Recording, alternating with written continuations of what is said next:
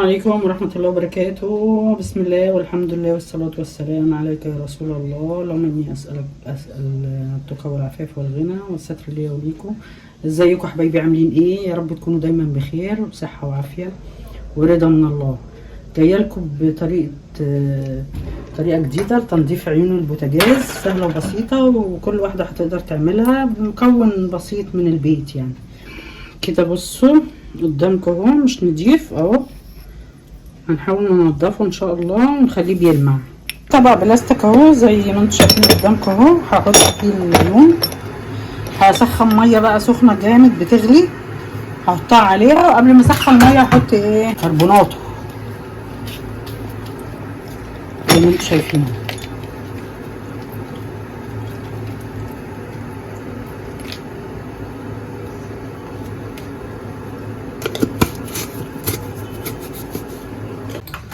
زي ما انتم شايفين اهو، انا عملت الغلايه قوي، غليتها. هحط ايه بس بالراحه كده عشان ايه محدش يتلسع ولا حد لا قدر الله يتحرق ولا حاجه. بالراحه كده، غلايه بقى اي حاجه عندكم تسخنوا الميه.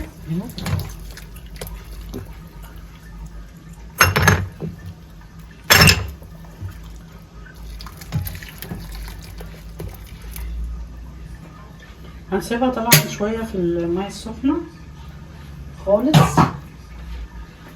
لحد ما ايه ما تتاكل الكربونات وتاكل الاتساخات اللي في العيون. بصوا انتوا شايفين اهو البوتاجاز قدامكم متسخ. هنعمل ايه؟ هناخد الاول، هشيل الفرافيت دي اهي عشان لما اجي اغسل البوتاجاز يبقى ايه مفيش فرافيت اهي. فرافيت عيش بقى، رز مثلا واقع، بواقي اكل. دلوقتي هي واقفه معايا بتصور. هعمل ايه بقى؟ اشوف ليفه كنتش يعني استعملتها كده، هدور على ليفه كده ما كنتش استعملتها. هاخد بصوا حته معجون اهي على الليفه وانشي بيها على البوتاجاز كله.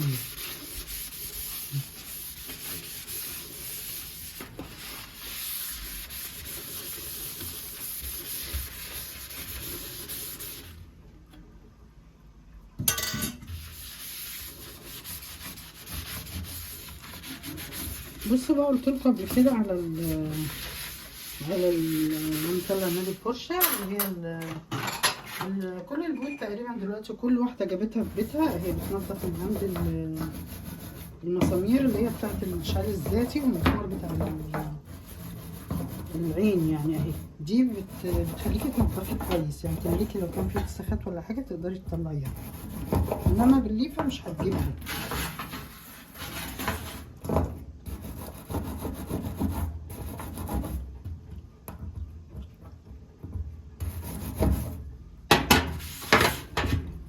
طبعا هنمشي بكل العيون اهي زي ما شايفين.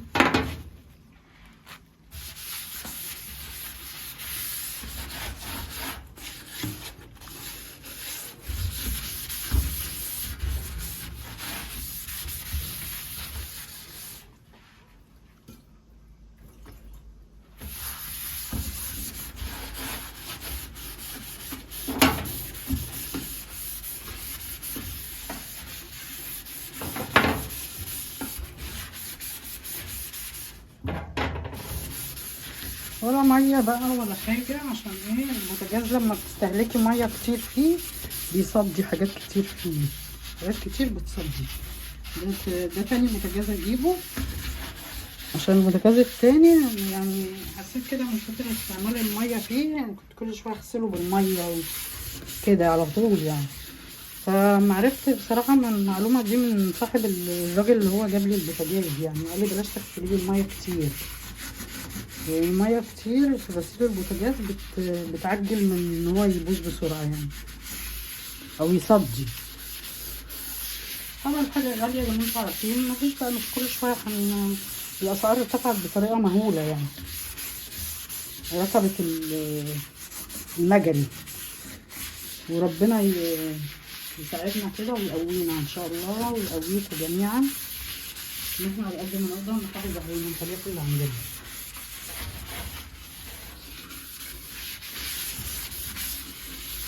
ان شاء الله هتشوفوا بعد ما نفتح البوتاجاز. برضو ما تستعملوش السيترس عشان بصوا تعالوا اقول لكم. بصوا هنا معايا حطيت اللي هو الباور والسيترس. بصوا كل البوتاجاز ازاي. فانا ما بحاولش اجيب اي كيماويات لانه بوظ لي البوتاجاز من هنا. ما حاولتش بقى ان انا استعمله تاني، بستعمله في حاجات كده زي ما انتم شايفين.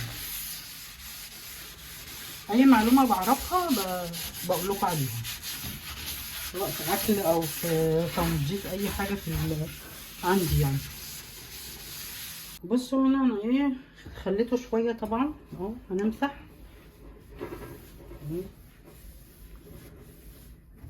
بحته بقى يعني تعصريها على قد ما تقدري اهي. تعصريها كويس قوي، متخليش فيه ميه خالص فيها. طبعا المعجون مش هيطلع بحته ناشفه.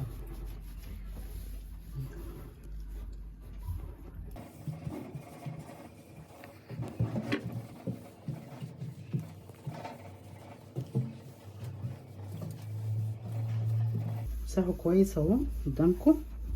طبعا همسحه بفوطه تانية ناشفه يعني همسحه مره واتنين كده بفوطه. هغسلها واعصرها كويس جدا، مخليش فيها ميه.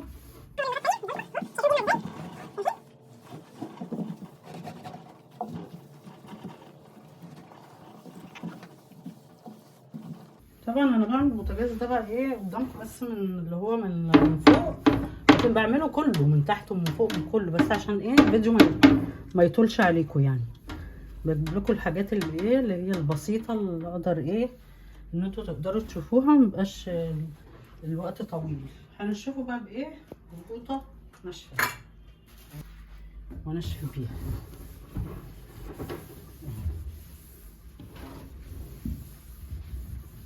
زي ما انتم شايفين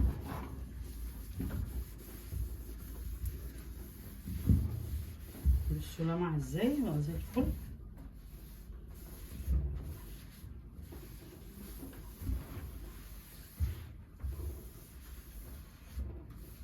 بتاع البوتاجاز على طول بيبقى طول ما احنا واقفين بنطبخ بيتطرطش، شويه رز يقع عليه، شويه طبيخ، فلازم كل يوم بيتغسل البوتاجاز. ما يعديش يوم الا لما تغسليه، لازم يبقى ايدك فيه، والا الدهون هتتراكم والحاجات طبعا تقع عليه تبوظه، ميبقاش نضيف. كده حطيته اهو، نقعته في الميه والكربوناته اهو قدامكم. هعمل بقى الخطوه الاخيره اللي هي هطلعه من الميه السخنه واعمله بالمعجون. ادعكه بالمعجون، احط بقى معجون واغسله بقى.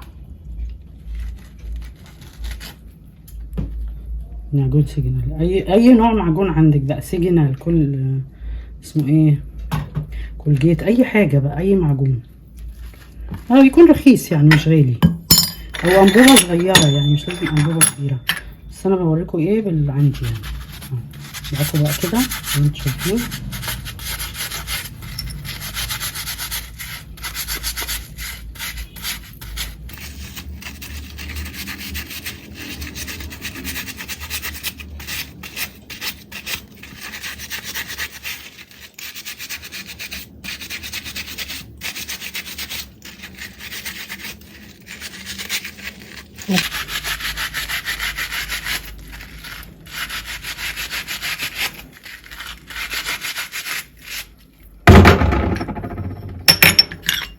واحدة تانية تحت المعجونة برضو اهي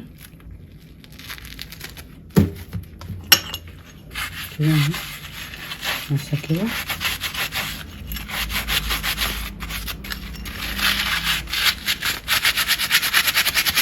ده كده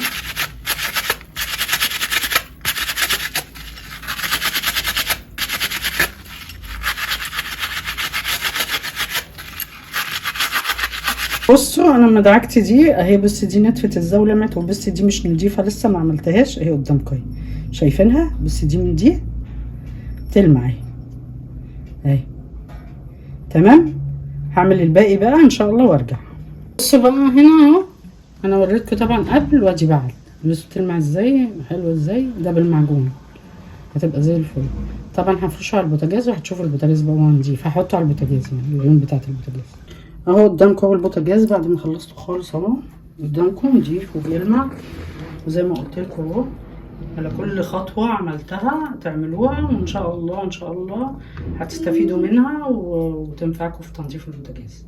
ما تنسونيش بقى في لايك وشير وسبسكرايب ودعوه حلوه منكم. السلام عليكم ورحمه الله وبركاته.